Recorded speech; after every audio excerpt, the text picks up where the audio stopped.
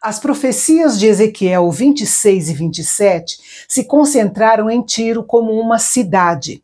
Mas no capítulo de hoje, Ezequiel fala em nome do Senhor contra o líder da cidade. Então, pegue sua Bíblia e vamos para o 28º capítulo da nossa série.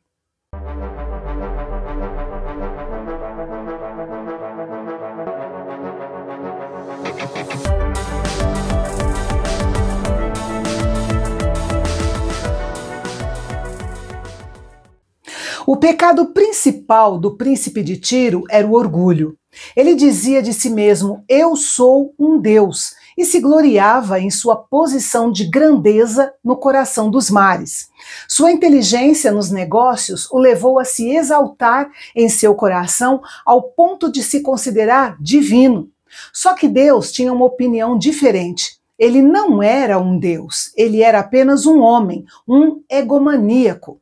Em seu orgulho, o príncipe de Tiro pensava que era mais sábio do que Daniel. Daniel era tão conhecido por sua sabedoria no grande império da Babilônia que com certeza sua fama já havia chegado a Tiro. Note que Deus não condenou o príncipe de Tiro pela posse de riquezas, mas pela corrupção que essas riquezas causaram nele. A mesma sabedoria que lhe trouxe sua riqueza o levou à arrogância e que provocou a ira de Yahvé. O príncipe de Tiro não foi o primeiro ou o último governante corrompido pela riqueza e pelo sucesso. O mesmo aconteceu com Senaqueribe, Nabucodonosor, Faraó e Herodes. Por causa do orgulho do seu coração, o príncipe de Tiro não perdia por esperar. Se ele tinha a audácia de reivindicar prerrogativas de divindade, então ele que se preparasse para um confronto direto com o divino Senhor da história. Yahvé enviaria estrangeiros contra ele, ou seja, as forças babilônicas que não teriam respeito pela glória de Tiro. Esse julgamento divino o deixaria humilhado e exporia sua total humanidade ao mundo. Assim como julgou o príncipe de Tiro, Deus também julgaria outros governantes arrogantes ao longo da história. Líderes mundiais que ignoram o Senhor, o único Deus verdadeiro, e agem como se fossem deuses, serão todos expostos e julgados. A morte do incircunciso, ou a morte horrível, refere-se a uma morte vergonhosa, cujo corpo não é sepultado ou é jogado em algum lugar sem honras fúnebres. Deus faria com que o príncipe de Tiro tomasse consciência da sua humanidade. E para isso, não há melhor professor do que a morte. Deuses não morrem, humanos sim. Agora, preste atenção a um detalhe. Dos versículos 1 a 10, Ezequiel profetizou ao príncipe de Tiro. A partir do versículo 11, ele se dirige ao rei de Tiro. Sua descrição clara e curiosa do rei de Tiro mostra que este era, de fato, um governante que estava acima do príncipe de Tiro, governando sobre ele em um sentido espiritual. No contexto de uma declaração de juízo divino a um príncipe humano arrogante, Deus falou do pecado e da queda do poder espiritual que estava por trás daquele príncipe, Satanás, o rei de Tiro. O mesmo aconteceu com o profeta Isaías e também na experiência do profeta Daniel. O Evangelho de Mateus nos mostra que foi delegado a Satanás poder sobre os reinos da terra. Este capítulo, junto com o capítulo 14 de Isaías, lançam luz sobre a queda de Satanás. Aqui nós aprendemos que ele é um ser criado, que era grande em perfeição, sabedoria e beleza, mas que caiu por causa do seu orgulho e da sua arrogância. Por trás do príncipe de Tiro estavam a força motivadora e a personalidade que o impeliam em sua oposição a Deus.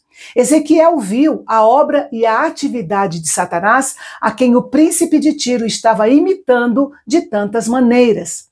Nestes versículos temos o retrato mais gráfico e iluminador de Satanás a ser encontrado em toda a Bíblia. Seu poder e grandeza originais, sua sabedoria, sua beleza e sua posição exaltada são todos expostos aqui. A menção que ele estava no Éden, jardim de Deus, mostra que este não era um rei humano. A referência é ao próprio Satanás, o grande adversário de Deus e da humanidade.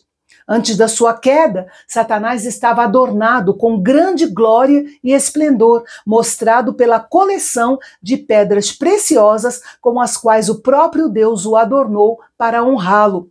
Tudo indica que ele teve um papel significativo na música do céu, cercando o trono de Deus. Alguns interpretam isso como se ele fosse o líder de adoração. Antes da sua queda, Satanás era um querubim, um dos seres angelicais privilegiados que cercavam o trono de Deus. O fato de ele ser um querubim ungido mostra que ele não era simplesmente um querubim entre muitos. Ele era o querubim por excelência, que ocupava uma posição única de grande beleza, sabedoria, adorno e habilidade musical. No Monte Santo de Deus, um lugar privilegiado, Satanás tinha grande liberdade de movimento. Ele desfrutou desse lugar de honra e destaque até que a iniquidade foi encontrada nele. Como Satanás é mencionado aqui como rei de Tiro, Deus falou dos pecados de Satanás nos mesmos termos que os pecados de Tiro. Ela era uma cidade-estado altamente comercializada, focada apenas em obter lucros. As práticas comerciais desonestas dos líderes de Tiro eram um reflexo das negociações desonestas e enganosas do poder espiritual por trás deles. A referência ao comércio no versículo 16 mostra que há uma mistura do príncipe de Tiro e seu rei espiritual que negociou por seu próprio poder. Satanás vendeu sua glória por uma tremenda rebelião e foi expulso do monte de Deus. Esta conexão entre Tiro e Satanás mostra que o diabo pode influenciar nos negócios tanto quanto nos exércitos e na guerra. Note que a força e a influência de Tiro eram nas negociações comerciais. E é interessante e sugestivo que é justamente nesta conexão que encontramos o retrato mais esclarecedor de Satanás em toda a Bíblia. Satanás caiu de glorificado para profano, foi expulso do céu e perdeu todos os privilégios de querubim ungido. Seu coração foi motivado pelo orgulho e ele se fez um oponente de Deus. Assim como todo o mundo notaria a queda do príncipe de Tiro, todos também notarão a queda do rei de Tiro, ou seja, o próprio Satanás. O julgamento de Deus também virá sobre ele à vista de todos.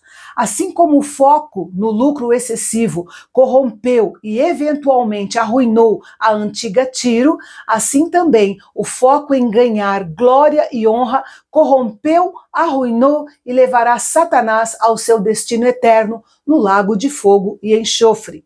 Ezequiel registra que as nações ficariam horrorizadas com o julgamento que viria sobre Tiro, porque isso significaria que elas também seriam julgadas.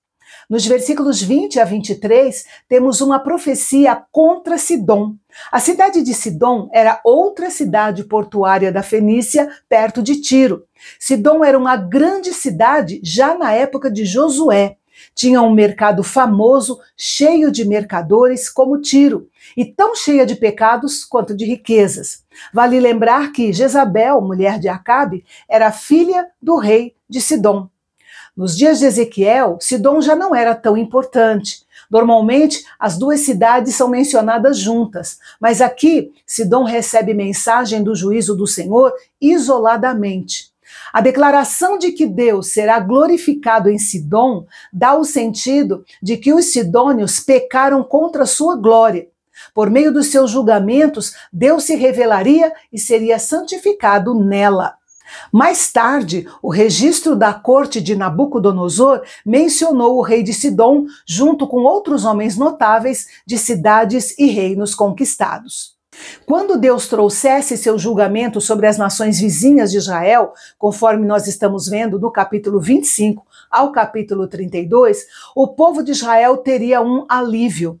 Eles já não estariam mais sob a ameaça constante de vizinhos que o desprezavam. O julgamento de Deus contra essas nações mostraria a Israel e ao mundo sua natureza santa e justa. Eles o conheceriam como Yahvé, o Deus da aliança de Israel, o Deus vivo e verdadeiro. Ezequiel ansiava por um aspecto da nova aliança, a reunião de Israel novamente com um povo na sua terra. Mas esse seria um longo processo que só começaria a acontecer quando se completassem os 70 anos de cativeiro. Esta breve mensagem era uma fonte de encorajamento para os exilados. Eles voltariam a viver em segurança, construiriam suas casas e plantariam suas vinhas, conforme a palavra do Senhor. Essa seria mais uma maneira de Deus se revelar a todo o mundo como Deus de Israel. E a partir do próximo capítulo, capítulo 29, Ezequiel inicia uma série de 4 capítulos de profecias contra o Egito, com uma série de informações sobre esse povo que vale a pena conferir. Portanto, não perca o nosso próximo encontro aqui no Canal Bendito, o nosso canal de Fala Fácil.